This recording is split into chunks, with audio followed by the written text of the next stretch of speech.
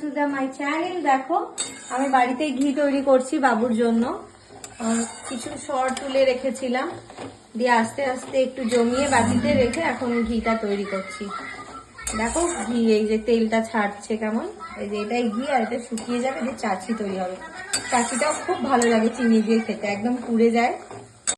দেখো আমার ঘি একদম ফ্রেশ ঘি কমপ্লিট।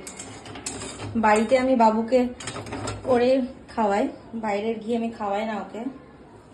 এই দেখো খুব বেশি সর ছিল না, অল্পই, তবে অনেকটাই হয়েছে। এই দেখো ঘি, আর এই দেখো চাচি, চিনি দিয়ে খেতে দুর্দান্ত লাগে। সেই ছোটবেলার কথা মনে চলে এলো।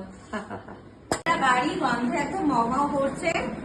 যে শর্টটা দিয়েছিলাম সেই শর্টটা পুড়ে গিয়ে চাচিতে পরিণত হয়েছে, আর তেলগুলো যেগুলো ছেড়েছে সেটা তো ঘি। তোমরা অনেকেই বাড়িতে করো, যারা এটা খাও না ফেলে দাও, তাদের উদ্দেশ্যে একবার চিনি দিয়ে খেয়ে দেখো, দারুণ লাগে খেতে।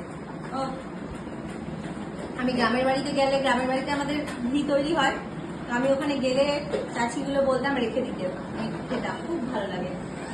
তুই ভাবি আমার সব লোম উঠে যাবে তোর।